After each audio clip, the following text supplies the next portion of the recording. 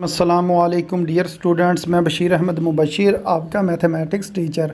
आज हम mathematics first year की बुक में से जो यूनिट नंबर 12 है उसकी एक्सरसाइज नंबर 12.5 को समझेंगे।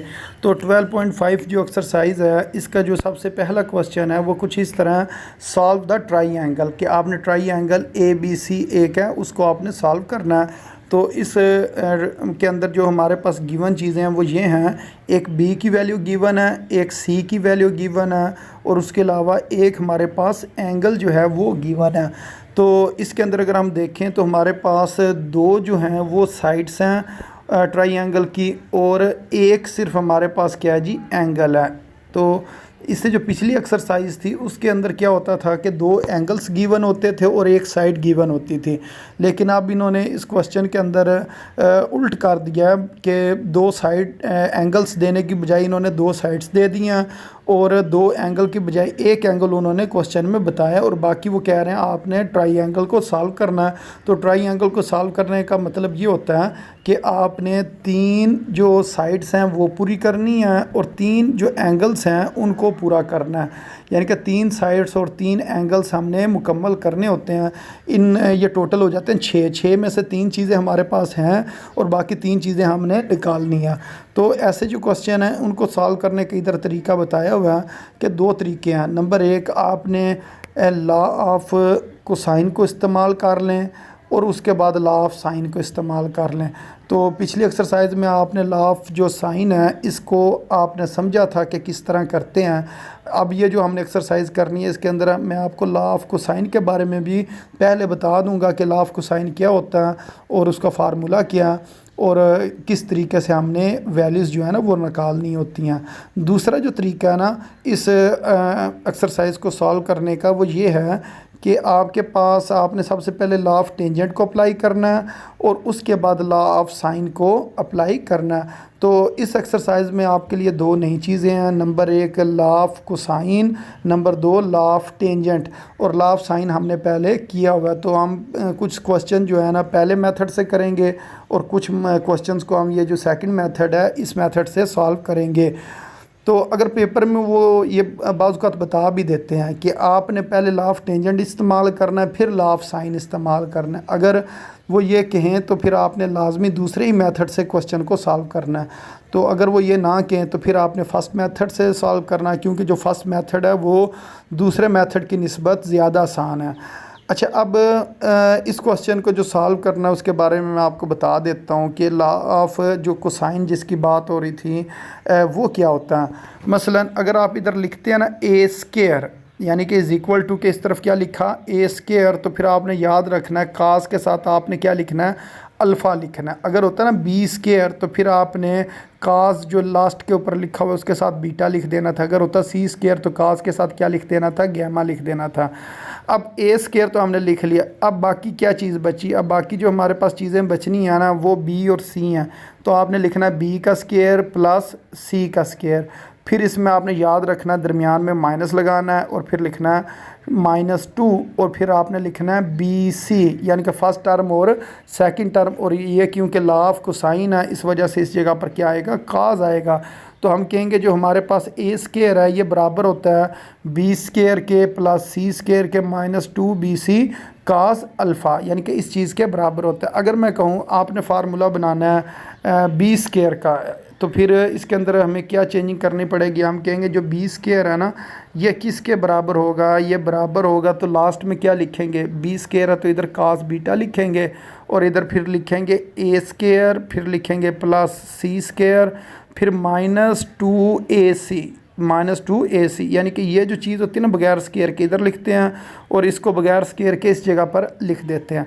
इसी तरह अगर हम फार्मूला बनाना चाहें किस चीज़ का जी, सी स्क्वायर का, तो सी स्क्वायर जो है ये किसके बराबर होगा, ये बराबर होगा जी कास सी से बन जाएगा गैमा, कास गैमा के बराबर होगा। इधर हम क्या लिखेंगे, ए स्क्वायर प्लस बी स्क्वायर, फिर आगे -2 फार्मूले का ए बी इस जगह पर लिख देंगे। तो इस तरह ये जो लॉ ऑफ कोसाइन के फार्मूले होते हैं इनको हमने अप्लाई करना। अच्छा, अब इधर ये जो फार्मूला लिखा हुआ है इसके अंदर हमने वैल्यूज़ पुट करनी है। अगर आप क्वेश्चन में देखें तो हमारे पास एक बी की वैल्यू है, एक सी की वैल्यू है और एक अल्फ़ा की वैल्यू, और यही तीनों चीज़ें इस लॉ ऑफ कोसाइन में इस्तेमाल हो रही हैं। ये देखें बी का स्केयर सी का स्केयर माइनस 2bc और ये काज अल्फ़ा।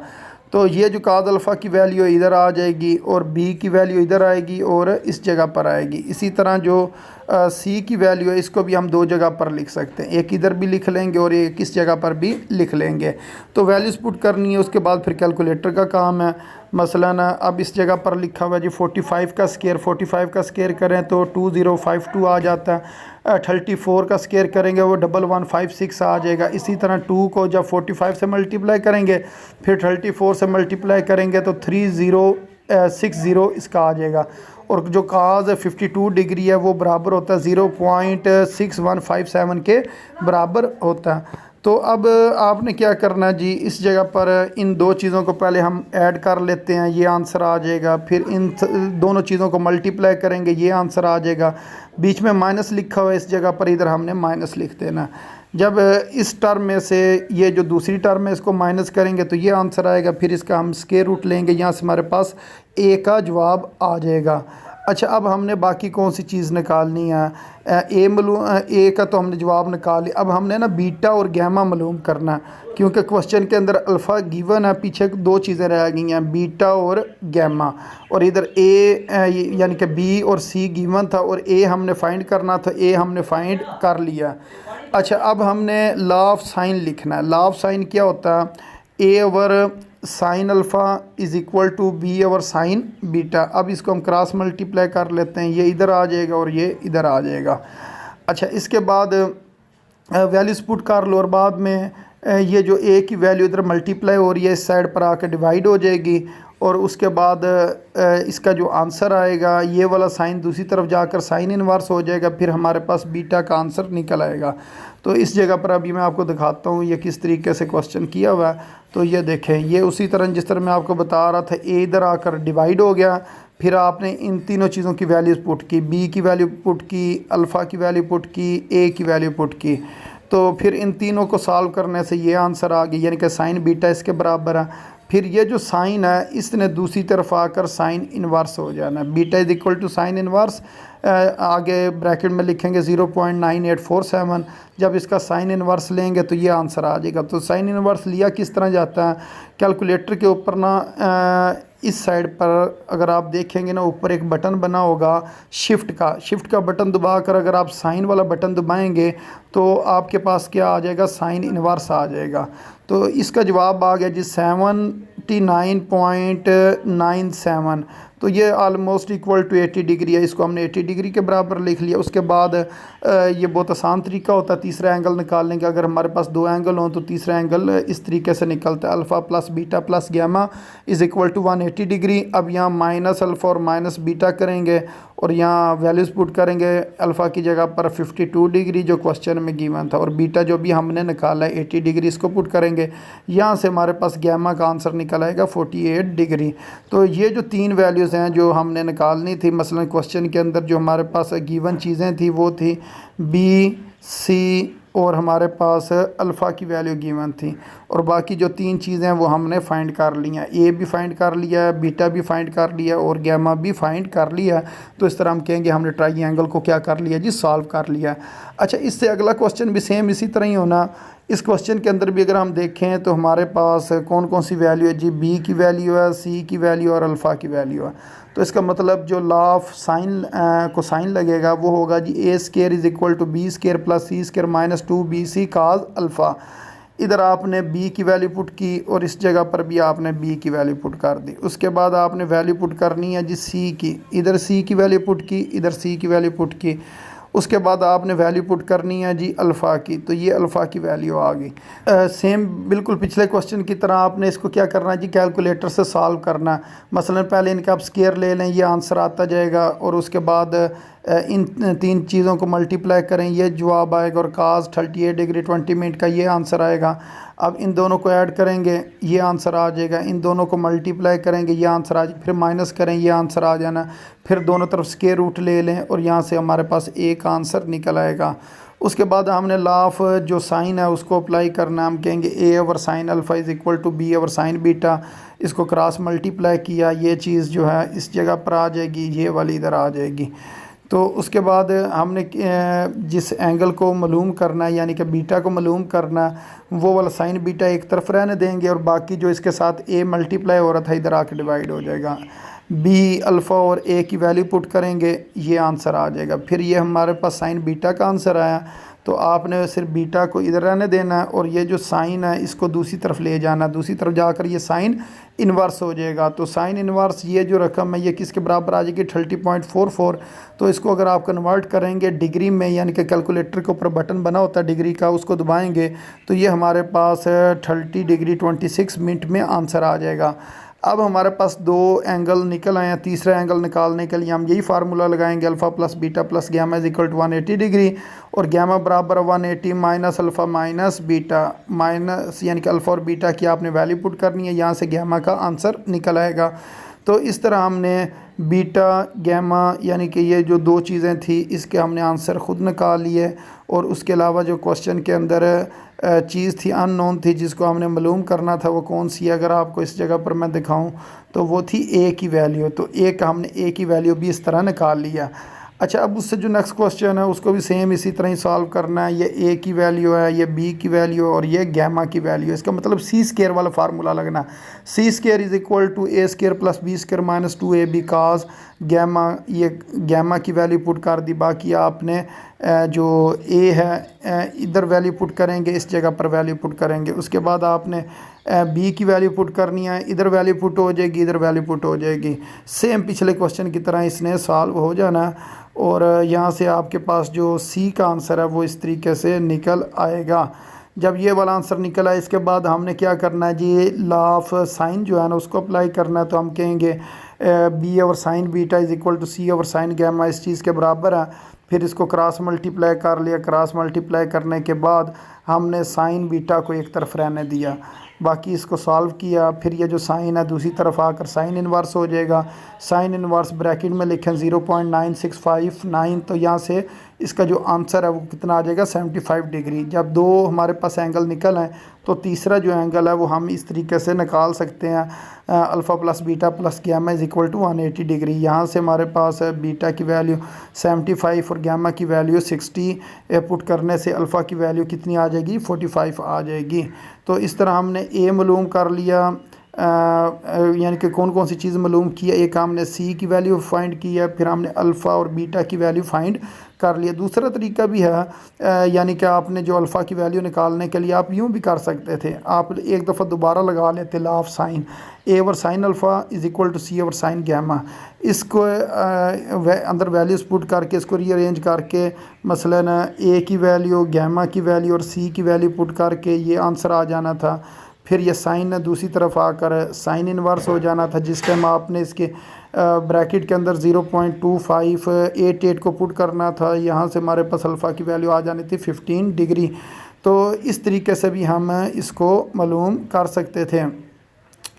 अब इसके अलावा जो है ना इधर लिखा है वी नो डैट, हम जानते हैं कि alpha plus beta plus gamma जो है ना ये किसके बराबर हैं जी 180 डिग्री के बराबर हैं। और यहाँ से हमारे पास बीटा का कितना आंसर आ जाना था 105 डिग्री आ जाना था। तो अगर तो हमारे पास होगा ना अल्फ़ा, यानी कि ये दो आंसर बन सकते हैं। अगर अल्फ़ा होगा 45 डिग्री तो जो 45 डिग्री होगा या 15 डिग्री होगा।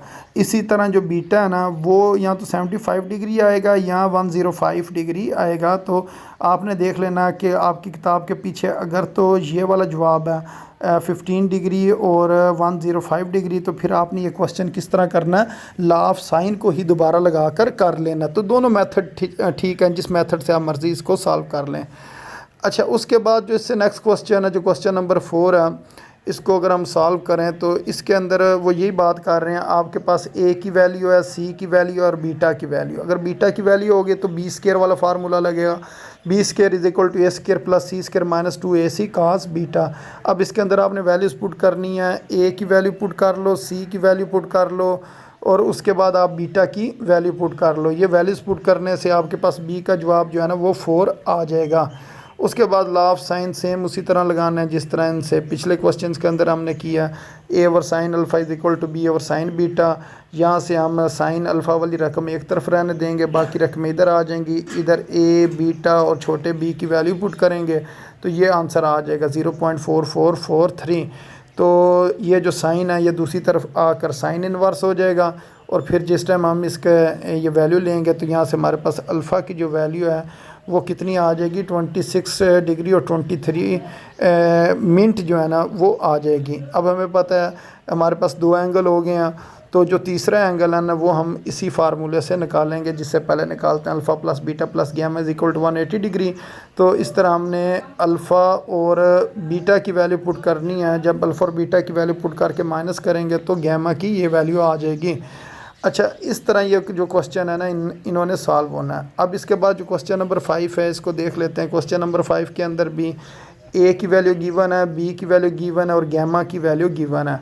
तो गैमा की वैल्यू गिवन है तो इसका मतलब सी स्केयर वाला फार्मूला लगेगा। सी स्केयर बराबर है a square plus b square minus 2ab cos gamma. अब यहाँ आपने ए बी की वैल्यू पुट कर दी, ए की वैल्यू पुट की, बी की वैल्यू, इसी तरह ए की वैल्यू बी की वैल्यू और ये कास गैमा तो इधर आपने गैमा की वैल्यू पुट कर देनी है। तो इस तरह ये जो सी है ना इसका आंसर 5 आ जाएगा। उसके बाद लॉ ऑफ साइन लगाएं। लॉ ऑफ साइन बराबर है B over sine beta is equal to C over sine gamma. इसमें वैल्यूज़ पुट करें, यहाँ से साइन बीटा का ये आंसर आएगा। तो ये जो साइन है इसको इधर ले आएंगे तो साइन इन्वर्स हो जाएगा। साइन इन्वर्स ये जो वैल्यू है इसका जब साइन इन्वर्स लेंगे तो 21 डिग्री 47 मिनट बीटा का आंसर आ जाएगा। उसके बाद सेम उसी तरह alpha plus beta plus gamma is equal to 180 degree. यहाँ आपने बीटा और गैमा की वैल्यू पुट करनी है तो अल्फ़ा का आंसर आ जाना है। तो इसकी भी 3 जो अननोन चीज़ें थी वो हमने फाइंड कर ली हैं, 2 एंगल और 1 साइड। तो उम्मीद है स्टूडेंट्स आपको इन क्वेश्चंस की समझ आ गई होगी। तो अपनी दुआ में याद रखें। अस्सलामु अलैकुम वरहमतुल्लाहि वबरकातुहू।